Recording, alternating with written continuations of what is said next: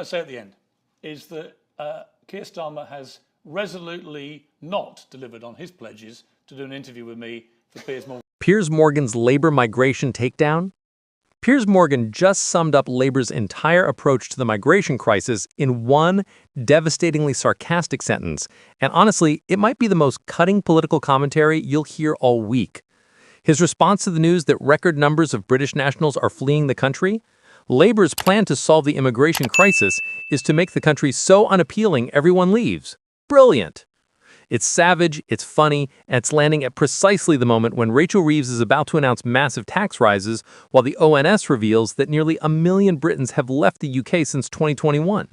When even Piers Morgan can demolish her entire policy approach in a single tweet, you know you've got problems.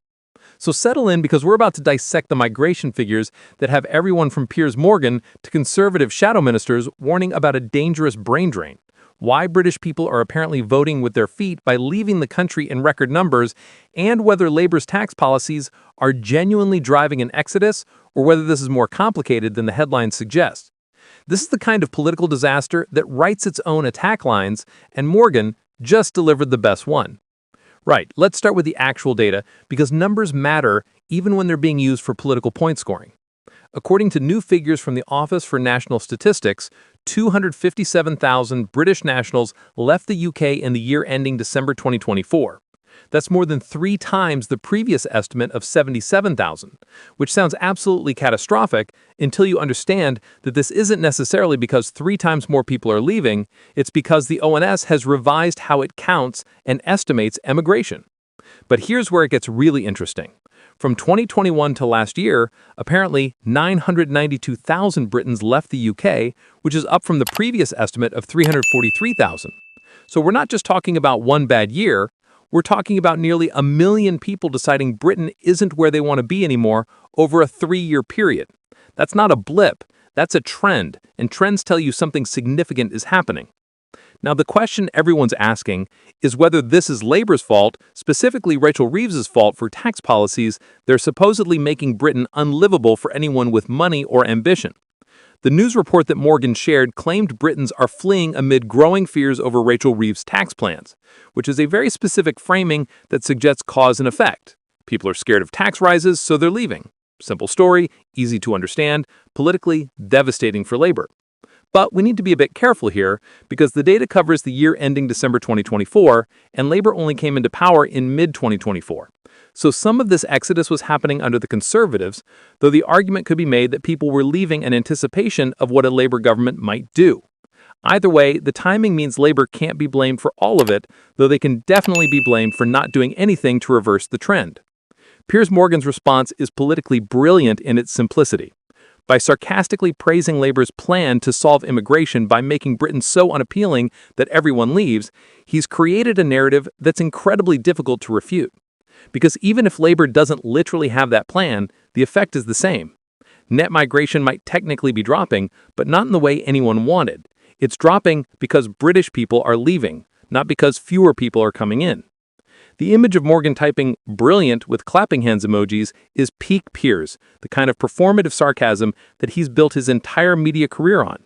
And it works because it taps into a frustration that a lot of people feel, the sense that politicians are so incompetent they're achieving the opposite of what they claim to want. Labour says they want to control migration and grow the economy, but their policies are apparently driving British talent overseas while doing nothing to actually reduce overall immigration. Andrew Griffith, the shadow business secretary, jumped on this immediately with his own devastating line about Labour's economic exodus being potentially the biggest reverse migration in British history. That's the kind of phrase that gets remembered, the kind that ends up in campaign materials and attack ads. It frames the entire situation as a historical disaster, something unprecedented and catastrophic, all caused by Labour's mismanagement. The warnings about brain drain from conservative shadow ministers are particularly pointed because they're not just about numbers, they're about quality. Mel Stride claimed that our brightest young people, teachers, doctors, and innovators are looking abroad, which if true is genuinely catastrophic for Britain's long-term prospects. You can survive losing people if they're randomly distributed across society, but if you're specifically losing your most talented, ambitious, and productive citizens, that's economic suicide. Stride's language about punishing taxes and policies that suffocate ambition is classic conservative framing that positions them as the party of aspiration versus Labour as the party of envy and high taxes. But here's the thing. It's resonating because there's truth to the underlying concern. If Britain becomes known as a high-tax, low-growth economy where ambition is punished rather than rewarded, talented people will leave.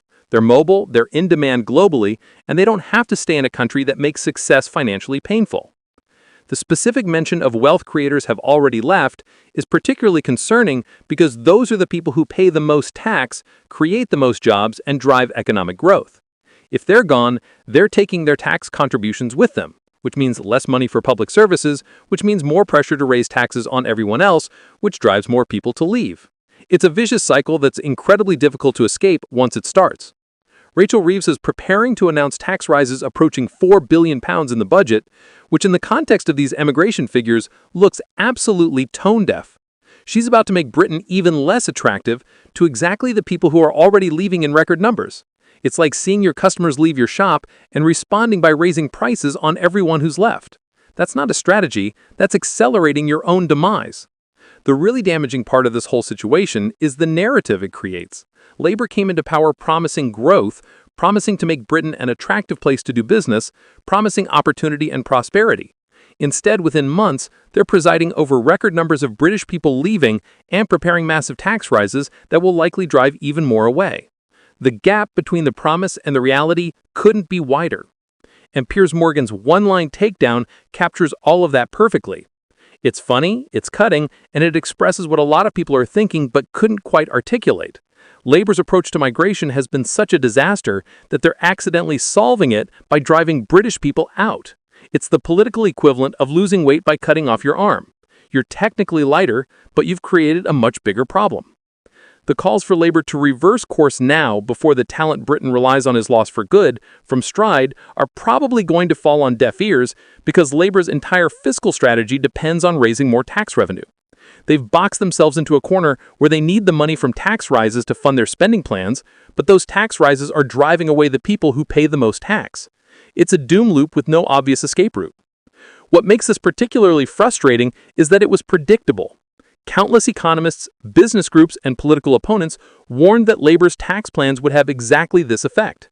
And yet Labour plowed ahead anyway, either believing they knew better or deciding the political cost of changing course was worse than the economic cost of continuing.